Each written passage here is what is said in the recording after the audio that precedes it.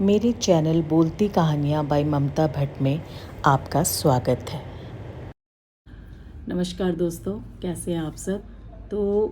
दोस्तों आज मैं चाणक्य के बारे में पढ़ रही थी।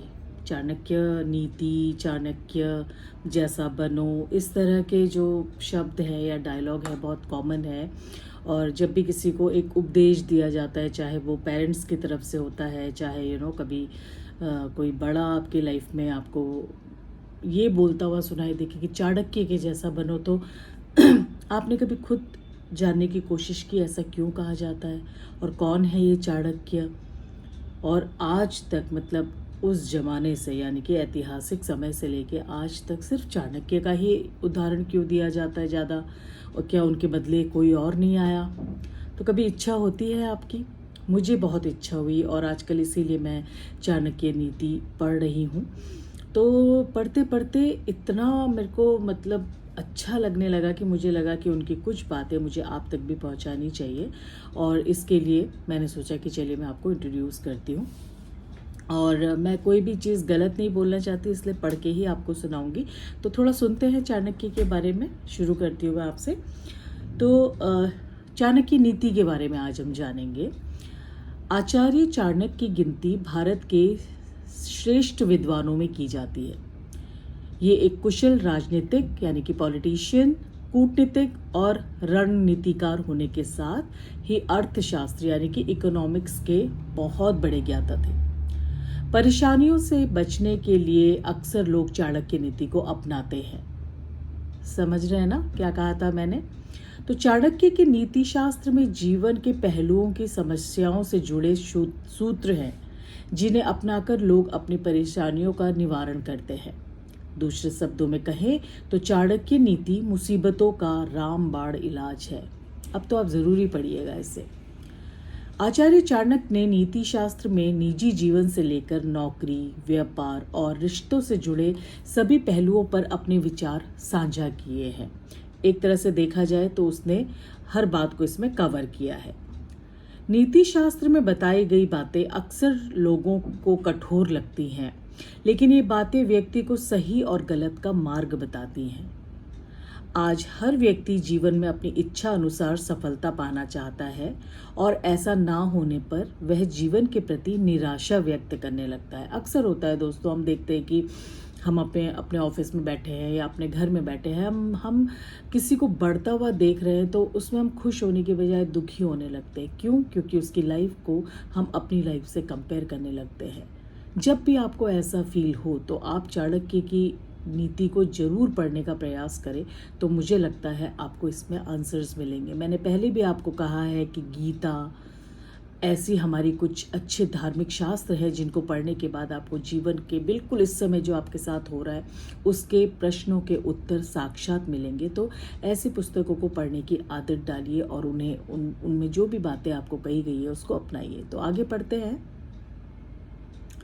इस विषय में आचार्य चाणक्य ने चाणक्य नीति में बताया है कि मनुष्य किस प्रकार सफलता हासिल कर सकता है।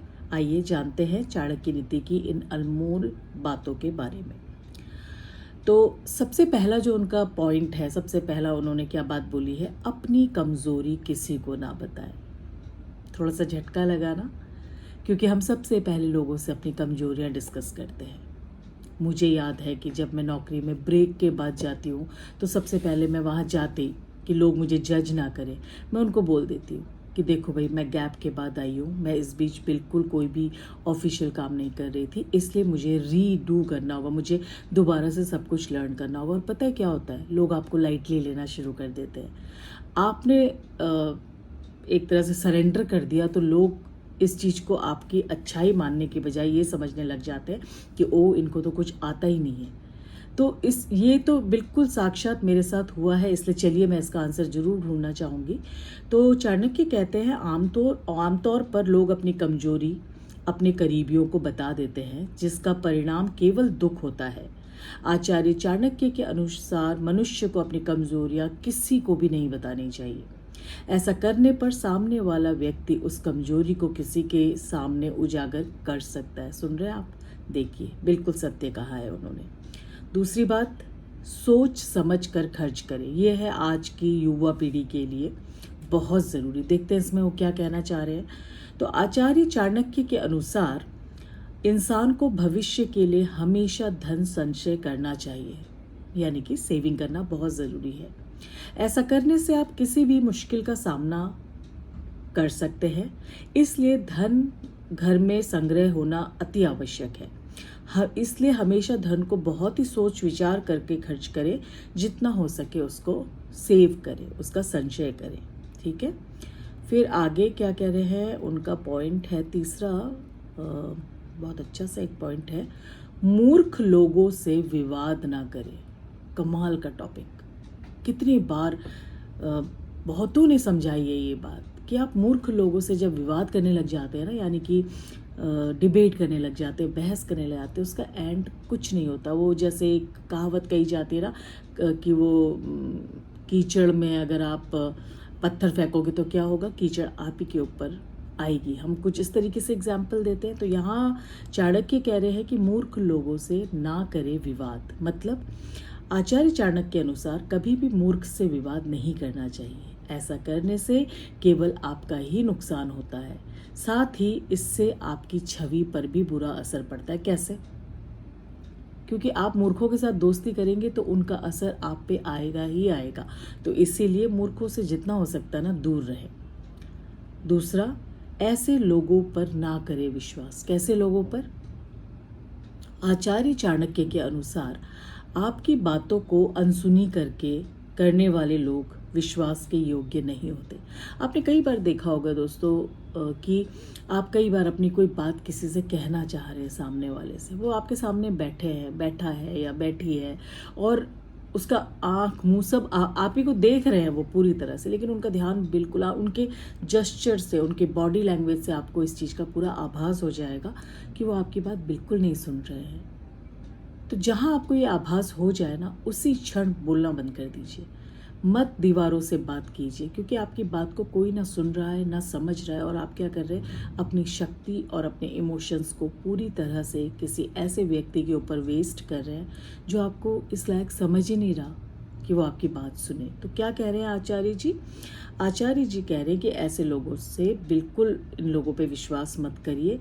ये आपको दुख में देखकर खुश रहने वाले लोग होते हैं। ऐसा व्यक्ति आपको धोखा जरूर देगा कभी ना कभी लाइफ में। इसलिए इन लोगों को वही बताए जो आप हर किसी को साझा कर सकते हैं, यानी कि कॉमनली आपकी कोई बातें हैं तो आप इनसे शेयर कीजिए, अदरवाइज मत कीजिए।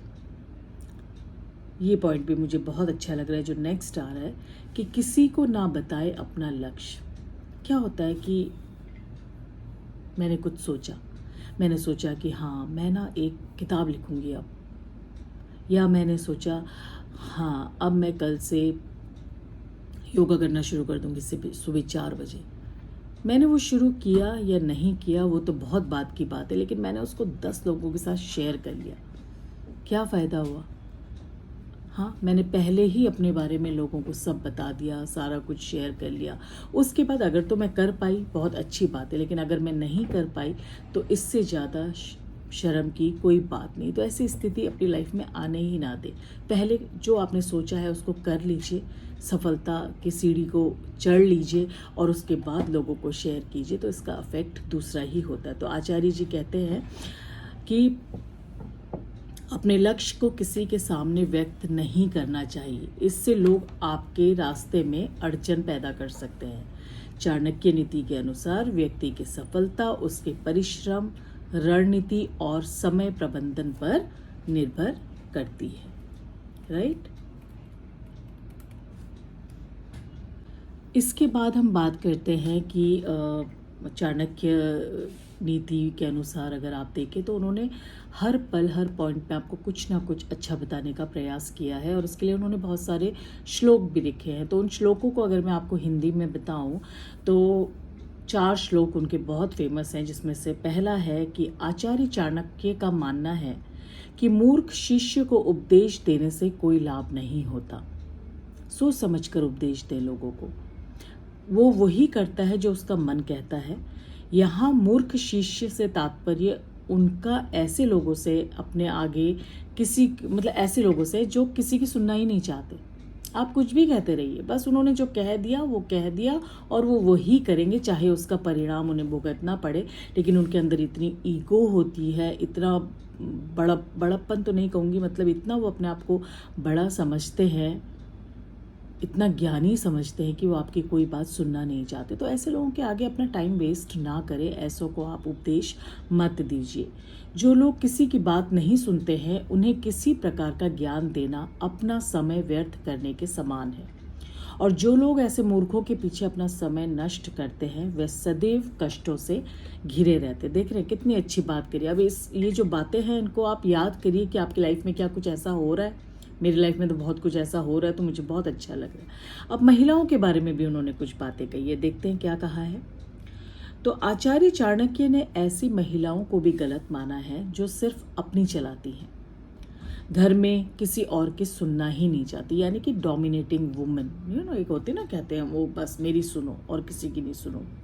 उनका कहना है कि जो महिलाएं अपने परिवार को साथ लेकर नहीं चलती, पति, संतान और माता पिता के बारे में जरा भी नहीं सोचती, ऐसी महिलाओं से दूरी बनाकर रखने में ही समझदारी है। ऐसी महिलाएं अपने साथ साथ उन लोगों का भी नुकसान करवा देती है जो उनसे जुड़े हुए हैं। समझ रहे हैं? इसका मतलब उनका कहना ये है कि परिवार अगर एक है और परिवार में सदस्य है, यानी कि हस्बैंड है, वाइफ है, माँ है, पिताजी है, बच्चे, तो सबकी बातों की वैल्यू होनी चाहिए और सबकी सुननी चाहिए। और अगर उसमें कोई अच्छा कहे तो हम उसे अप्रिशिएट करें, और अगर उसमें कोई गलत कहता है तो हम उसको उसकी कमी को बता के उसको सुधारें। तीसरा, धन नष्ट होने के बारे में सोचना। ये मैंने अभी आपसे डिस्कस किया है, चलिए एक बार और पढ़ देती हूँ कि ऐसे लोग जो हमेशा सिर्फ पैसों के बारे में सोचते हैं, यानी कि उन्हें सिर्फ धन के नष्ट होने का डर सताता रहता है, यानी कि अति कंजूस भी नहीं होना है आपने रहता है, और इस वजह से जरूरी कार्यों में भी खर्च करने से दूर भागते हैं। ऐसे लोग सदैव कष्टों से घिरे रहते हैं। जी हाँ, बिल्कुल मेरे कोई नज़दीकी है जो इस तरह की हरकतें करते हैं, और मैंने हमेशा जो है उनसे डिस्टेंस रखा है। ऐसे लोग सदैव कष्टों से घिरे रहते हैं क्योंकि वे अपना धन अच्छे कार्यों में नहीं लगा पाते। ऐसे लोगों का धन उनके जाने के बाद और लोग प्रयोग करते हैं, इसलिए फालतू खर्च ना करें, लेकिन जहाँ जरूरी हो वहाँ खर्च जरूर करें। अब वो बात करें दुखी व्यक्तियों की, तो आचार्य चाणक्य ने बताया है कि हमें ऐसे लोगों से भी दूरी बनाकर रखनी चाहिए जो सदैव परेशानियां ही गिनाते रहते हैं, यानी कि दुखी रहते, रोते रहते, नेगेटिव रहते और सदैव नकारात्मक बातें करते हैं। समझ रहे हैं? नेगेटिविटी की बातें करते हैं। ऐसे लोगों के साथ रहने से कहीं ना कहीं नकारात्मकता आपके ऊपर हावी होने लग जाती है और आप कुछ भी अच्छा ना सोच पाते हैं ना कर पाते हैं। इसलिए ऐसे लोग जो हमेशा दुखों के बारे में बातें करते हैं या दुखी वातावरण पैदा करते हैं, उनसे अपने आप को हमेशा दूर रखिए। दोस्तों, आशा करती हूँ आपको ये वीडियो पसंद आया होगा, और अभी तक आपने मेरे चैनल को सब्सक्राइब किया है या नहीं किया है। देखिए, मैंने आपको कई बार रिक्वेस्ट किया सोशल मीडिया के थ्रू भी कि मेरे 16,000 सब्सक्राइबर होने वाले हैं, उसमें सिर्फ 11 सब्सक्राइबर्स की मुझे और ज़रूरत है।